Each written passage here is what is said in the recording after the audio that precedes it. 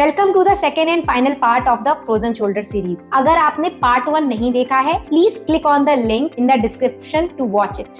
जैसा कि मैंने पिछली वीडियो में आपको बताया था that frozen shoulder brings pain and immobility and is always a by product of a primary condition. इसका मतलब है फ्रोजन शोल्डर एक सेकेंडरी कंडीशन है जो कि एक प्राइमरी रूट कॉज की वजह से कॉज हुई है। इस वीडियो में हम इस कंडीशन के ट्रीटमेंट एंड मैनेजमेंट की बात करने वाले हैं।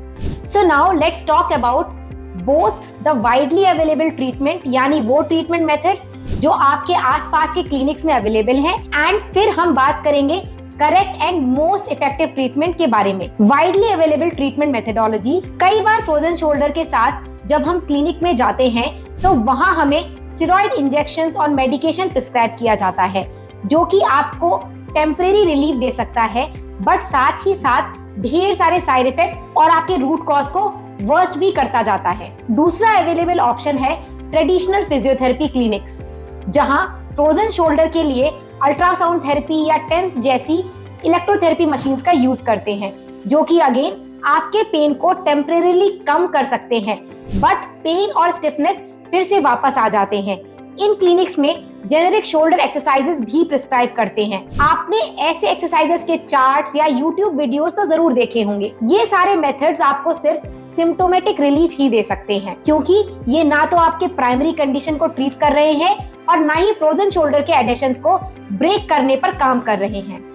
एज अ रिजल्ट 15 से 20 दिन में ही आपको वापस पेन और इमोबिलिटी का सामना करना पड़ता है। Before we move on to the correct treatment methodology, please note that neuromuscular and musculoskeletal disorders cannot be treated by medicines. These disorders are physical in nature and can only be treated by right active physiotherapy regimes.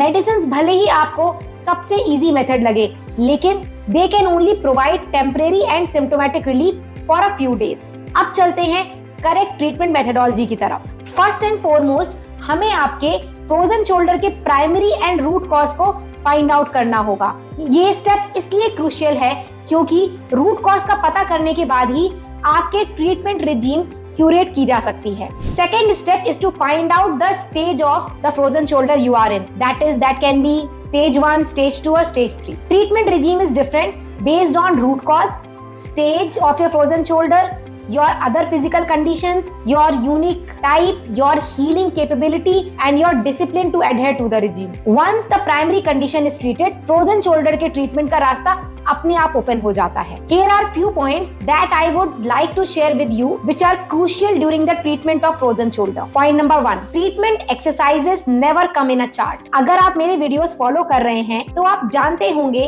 कि right active physiotherapy treatment is always custom curated for every individual.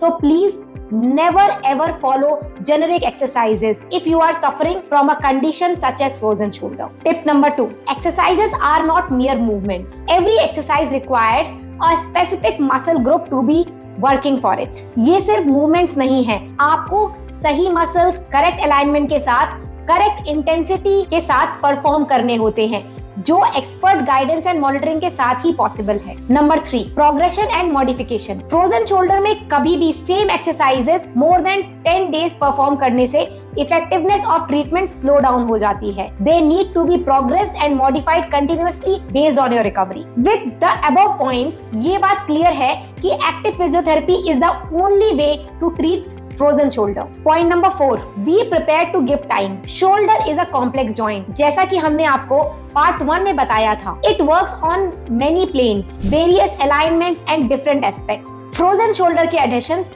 आपके shoulder complex के multiple dimensions में form हो जाते हैं। हर aspect को एक शॉर्ट ड्यूरेशन ऑफ टाइम में ट्रीट नहीं किया जा सकता। Please understand that the recovery may take minimum 4 to 5 months or more. अगर आप डायबिटिक हैं, then this duration may increase depending upon how you control your sugar levels. Diabetes impacts your healing capacity, but I can assure you that once you onboard on the correct regime, curated especially for you, under proper guidance and monitoring, आपकी stiffness reduce होती चली जाएगी, pain relief हो जाएगा.